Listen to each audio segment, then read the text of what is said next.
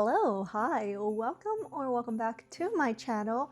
Welcome to Bookmas Day 12. Oh my gosh, I cannot believe we made it to Bookmas Day 12. Before we start, thank you so much for joining me on this 12 days of Bookmas. I had so much fun filming all these videos, and I hope you enjoyed watching each and every one of these videos. In today's video, we are going to be doing the end of the year book tag. Most, if not all, are from Destiny's video, which I will link down below, but also inspirations from Freya's TikTok, as well as the Once Upon a Time Zone podcast. So without further ado, let's jump right into the questions. So I'm doing these questions alongside real time, so I just gathered the questions and I didn't really answer them. Maybe only one of them I answered. So I'm filming this in the middle of December, and at this point I have read 29 books.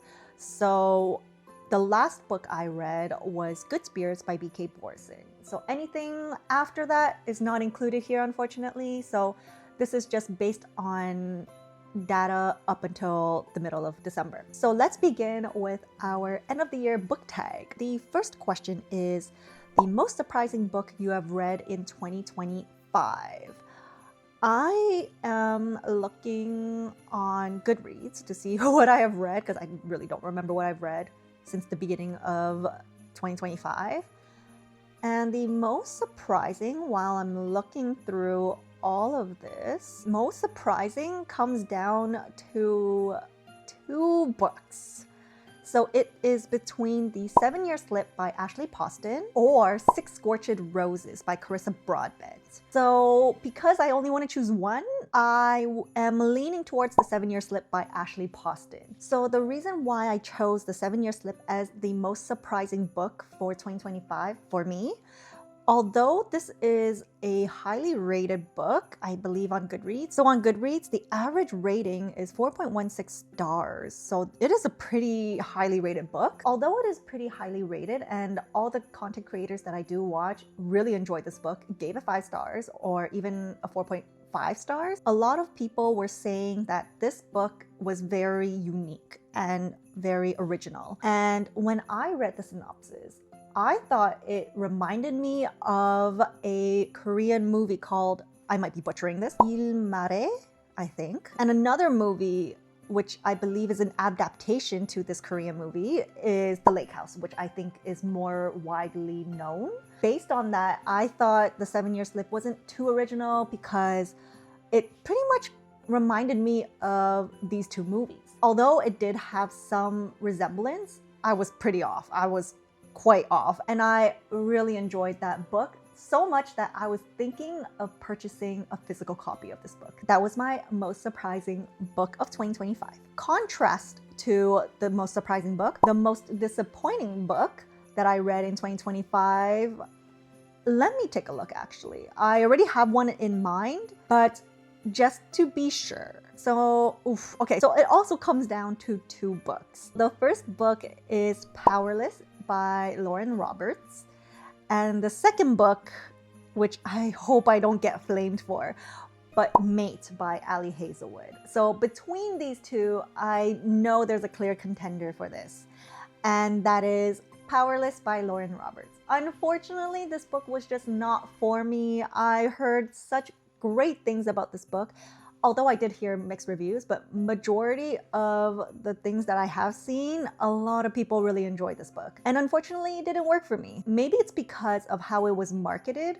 I heard it was more like Hunger Games meets Red Queen, although I never read Red Queen, so I couldn't really say. But the fact that I read Hunger Games, I went in thinking it's more of those trials that we are reading.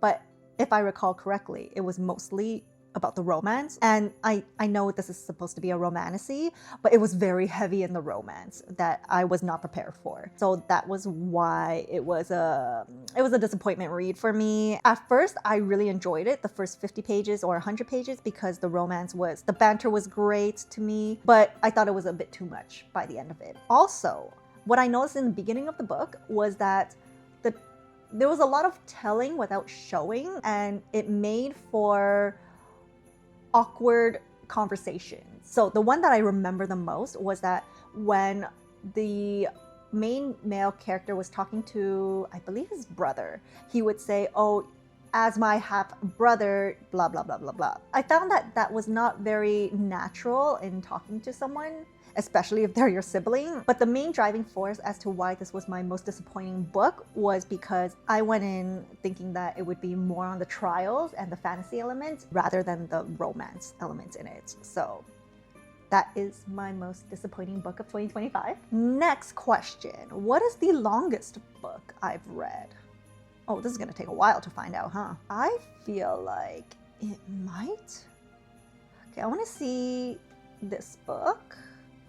I wanna see, I feel like maybe the Ballad of Songbirds and Snakes was quite long. I remember it was like 500 pages. It might be the Ballad of Songbirds and Snakes, but I just wanna check Two Twisted Crowns, because I remember that one was pretty long too, but it went by pretty quick. Oh, maybe Powerless. Oh, let's find out. So yeah, I think I can conclude that the longest book that I have read in 2025 is The Ballad of Songbirds and Snakes by Suzanne Collins, coming in with a whopping 517 pages. Oh, I wonder if Caraval was long, because I know Legendary is quite long. So let me double check one more time. It's still The Ballads of Songbird and Snakes by Suzanne Collins, which comes into a whopping 517 pages. So that is the longest book I have read in 2025. Now, the shortest book I have read, I have some thoughts. I believe it might be one of novellas, of course, but it could be A Prayer for the Crown Shy. So let's take a look and see if that's the case. Let's take a look at the hardcover, 152 pages. I also read another one, Six Scorched Roses. Oh, that was a good one. This is 204, so it's a bit longer, so I'm not gonna count that. So far, it's A Prayer for the Crown Shy. How Powerful by Lauren Roberts. 221, yeah, that's too long. I have graphic novels. Do those count? So let's see how long those are. I know that one took me the shortest time to read because they're graphic novels. 160 pages. Oh, it's still longer than A Prayer for the Crown Shy. That's interesting. I read one more graphic novel. Let me double check that as well. I think the clear winner for this is A Prayer for the Crown Shy by Becky Chambers. This was the shortest book I read in 2025. I really enjoyed A Prayer for the Crown Shy, and I'm thinking of buying A Psalm for the Wild Built and A Prayer for the Crown Shy, which is the Monk and Robot duology. So, not to get off topic, the shortest book I have read in 2025 is A Prayer for the Crown Shy by Becky Chambers, coming in at 152 pages. The next question is new authors to you in 2025. So this doesn't necessarily mean debut authors, it's just authors that I picked up books for the first time from these authors. I think I have quite a few. So new to me authors, and to add on to that question, whether I will continue reading their books or not. So the first one is Lauren Roberts. Powerless was the first book I picked up from Lauren Roberts. I believe that's the only book that she has released in like the series. Other than the Powerless series, I don't believe she released anything else. So I would say she's a new to me author and debut author. And would I read more books from her? For now, probably not, because I've decided to not continue with the Powerless series. So that is one of the new authors to me. The next one is Sarah Shepard, because I started reading the Pretty Little Liars series. Am I going to pick up more books from her?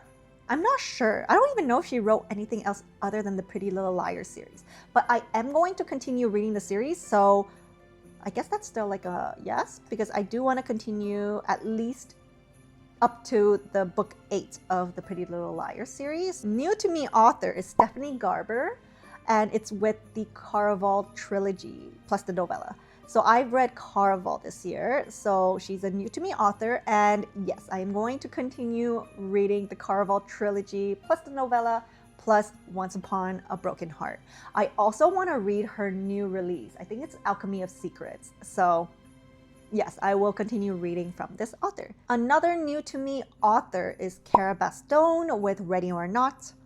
I enjoyed this book, and if you have seen my 2026 anticipated new releases, I am anticipating her new release, which is No Matter What. So yes, I'm going to continue reading her books. I have read a graphic novel this year, and that is by Brie Paulson, and it is Garlic and the Vampire and Garlic and the Witch. I absolutely love these two graphic novels, so I don't think I'll purchase the physical copy, but it was such a cute read. So would I read more from her? Honestly, I don't even know if she wrote anything else other than those two books, but it does make me want to read more graphic novels. Another new to me author is Shelby Van Pelt with Remarkably Bright Creatures. I wonder if she wrote anything else. I really enjoyed Remarkably Bright Creatures. Oh, she doesn't. Is that the only book she's written? That's interesting. So, I mean, if she came out with another book, then yes, I would read another book from her. But since she doesn't really have anything else in her backlist, if she came out with something else, then yes, I would read another book from her. Rachel Gillig. Okay, probably my favorite new author of 2025. 100% yes, I will read more books from her. I am going to read The Night and the Moth in 2026 and read The Knave and the Moon, which is coming out in 2026. And the last new author to me is B.K. Borson with Good Spirits. I really enjoyed Good Spirits, so yes, I am going to be reading more books from B.K. Borson. She is coming out with a new book, but it's the second in the First Time Caller series. So yes, I'm going to read more books from her. I also want to read Love Life Farms, probably in the winter time of 2026, the later wintertime of 2026. I love reading new to me authors, so I'm excited to read more in 2026. The next one is the book that stuck with you the longest. Okay. Ooh, okay. So I have a few contenders. The first one is The 7-Year Slip by Ashley Poston, Six Scorched Roses by Carissa Broadbent, One Dark Window and Two Twisted Crowns. I'm gonna put them both together, but okay, so yeah, I'm gonna put both of them for now. So One Dark Window and Two Twisted Crowns by Rachel Gillig.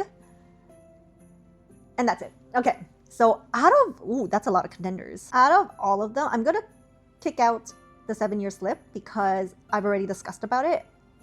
So I'm going to not talk about a book twice. Ooh, Six Scorched Roses was so good though. I'm also gonna kick out Six Scorched Roses. And between One Dark Window and Two Twisted Crowns, ooh, this is a hard one. But I think I'm leaning towards Two Twisted Crowns by Rachel Gillig. It's just such a great book to end off the duology. It's the perfect ending. I almost teared up at one part in Two Twisted Crowns. It was beautiful. I absolutely love that one. And I just kept thinking about this duology for quite some time. So I would say Two Twisted Crowns, technically the duology, but if I had to pick one, I would say Two Twisted Crowns by Rachel Gillig is the book that stuck to me the longest. The books you DNF'd this year. Oh, how do I check that? So I know on Fable, you could have a section for did not finish. And I think on margins, you also have that. But here, I wonder, I should put a section of DNFs on Goodreads next time. From what I remember, I think I DNF'd 2 books this year. The first book I DNF'd was The Unmaking of June Farrell by Adrienne Young. The reason why I DNF'd this one was that I was not in the mood to read it, and it was quite flowery to me, so I just couldn't get into the book at the time. So I DNF'd it. I soft DNF'd it. So I do want to get back to it at some point. And the second book I DNF'd was 1,000 Acres by Jane Smiley. Again, I was not in the mood to read it. The writing was quite easy to understand and read and follow along, but I just wasn't in the mood to read 1,000 Acres at that time. I am going to soft DNF that one. For sure soft DNF that one because I do want to get back to it. So those are the 2 books that I DNF'd this year. The next question is books that you have read this year that you would reread. So let's go back to my list of books. I do want to reread Daisy Hates by Jessa Hastings because That one took me so long to read that I forgot what it was about, and I just want to read the Magnolia Parks universe again. So I'm gonna do a reread just because of that. Not because I thought it was like a 5-star and absolutely loved it that I want to reread it again. It's just I was not in that world for so long. I couldn't really follow along what was happening. So I do want to reread that. The 7-Year Slip by Ashley Poston. Now I'm thinking I did want to purchase the book, but when I'm thinking about rereading it, I don't know if I want to reread it. So I'm not going to add this to the list at the moment. Yeah, I'm going to skip it for now, even though I want to buy the physical copy. So it's kind of conflicting there. So anyway, A Prayer for the Crown Shy by Becky Chambers. I do want to reread. It's such a cute book. I love it. Wholesome, heartwarming. So I do want to reread Six Scorched Roses by Carissa Broadbent. I think this was probably the best novella I have read ever. So that's why I want to reread it, because I loved that novella. It was so good. I think I would reread graphic novels when I'm in the mood of something cozy. So Garlic and the Vampire and Garlic and the Witch by Brie Paulson, I would probably reread because it's just so easy and fast, and it's so cozy as well. So if I'm feeling like reading a graphic novel and I want something cozy, I think I'll gravitate towards those two. So I would say I would reread those. The Hunger Games. I would definitely reread the Hunger Games series again. 100%. Maybe not anytime soon, but I would definitely reread the Hunger Games series. Oh yeah, 1000% reread the Shepherd King duology. So One Dark Window and Two Twisted Crowns. 1000% yes, would reread. Oh, I did say I was gonna reread Mate by Ali Hazelwood, but it's only because I would reread Bride and then read Mate to see if I truly enjoy reading Mate. So I guess that would be a reread, but yeah, I'll add that to the list. And Good Spirits by B.K. Borison. I think for Good Spirits, I would reread during the holiday season, maybe in 2026 or onwards, we'll see. But yeah, I would read that. It's a good holiday book. And if I want to get into the festive mood, yes. So those are the books that I have read in 2025 that I would reread. Second to last question. Ooh, this is gonna take a while. This is the highest and lowest rated books you read this year on Goodreads, and do you agree with them? So this is gonna take a while, so give me 1 second. Okay, so I went through all the books that I have read in 2025. The highest rated book I read this year on Goodreads comes to a whopping average rating of 4.39 for Two Twisted Crowns. So that is the highest rated book I read this year on Goodreads. And the lowest rated book I read this year on Goodreads comes to a whopping 3.84 average rating, and it goes to Pretty Little Liars. Now, do I agree with this? Ooh, okay. So for sure, 1000% yes, I do agree that Two Twisted Crowns was the highest rated book that I read this year on Goodreads. I would agree to that. To the lowest rated book, Pretty Little Liars. So I can see why it's pretty low rated, but out of all the books that I've read, I think I would have given it to something else. So I don't think I would give Pretty Little Liars the lowest rated book that I have read this year. Is it a teen book? I would say it's a teen book. Or children. Okay, no, it's not a children's book. I think it's a teen or young adult book, and I can see myself reading this if I was in middle school. I can see maybe why it's so lowly rated, but I think out of all the books that I have read in 2025, I have read books that I have rated lower. I would say I do agree with the highest rated book that I read this year on Goodreads, but I don't agree with the lowest rated book that I read this year on Goodreads. And the last question to this end of year book tag is bookish things you are leaving behind in 2025. Now, I have 3 currently written here, and so we will get to them. The first is to stop taking breaks in between series. So I take a humongous gap in between series, and that backfires on me because then I forget what happens in the previous book. And so either I just go into the second or the next book in the series and just hope for the best that I remember what happens, or that's the only thing I do. But clearly I feel like that doesn't really work for me because I rate books lower than probably what it's supposed to be rated if I were to read it consecutively. In 2025 for the Hunger Games, I did not take a huge break in between the Hunger Games series, and I think I can give a better rating for these books as opposed to if I were to read a book 1 year ago and then I read the second in, let's say, a duology a year after, and then I forget what happened in the first book. So I think that kind of happened with Six of Crows. So that's why I do want to do a reread, and hopefully I can do it consecutively or at least keep a month gap, because I don't want to get burnt out from reading a huge series. So I do want to stop taking huge breaks. I think I should have said that. I don't want to take a huge break in between series. So I do want to try to get to a series within a month. So I don't mind reading a series and then in the middle of the series, I pick up another book as a palate cleanser so that I don't get burnt out. So that's what I'm going to leave behind in 2025. I'm going to start reading series within the month gap. So if I take a break in between a series, I'm only gonna do a maximum of 1 month in there. So the next bookish thing I want to leave behind in 2025 is viewing longer books as intimidating and avoiding them. So what do I mean by that? If I pick up a book that is 600 pages long, but I do want to read it, but because it's 600 pages, I don't want to read it yet because it's too long and I don't have the time for it. That is the mentality I have whenever I see a long book.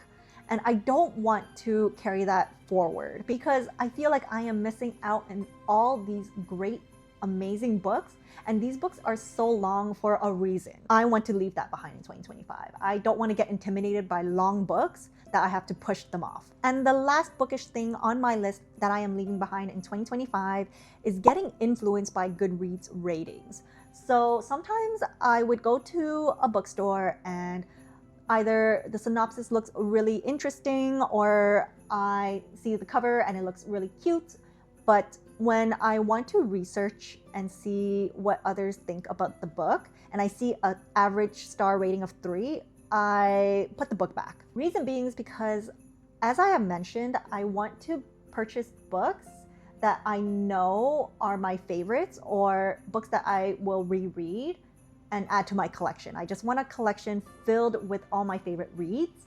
And if I were to see a 3-star rating of a book, I would not purchase the book. So I don't want to get influenced by Goodreads ratings. So instead, if I pick up a book from the bookstore just by browsing and it's intriguing to me, I'm going to write it down, not look at the Goodreads, and just probably borrow it from the library if I can, because if I were to see the Goodreads ratings, I would not even pick up the book in the first place. So I kind of want to go back to my roots as a kid where I would read the back of the book and just pick up the book to read because the back of the book is interesting, or let's say the cover looks pretty, so that's why I want to pick it up. That's what I'm planning on leaving behind in 2025.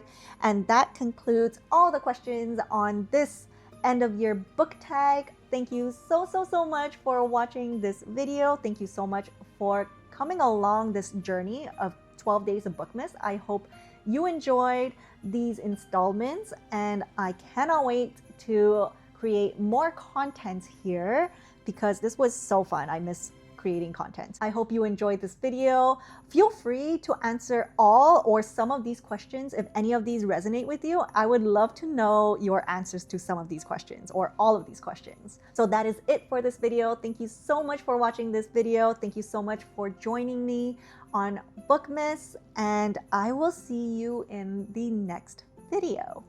Bye.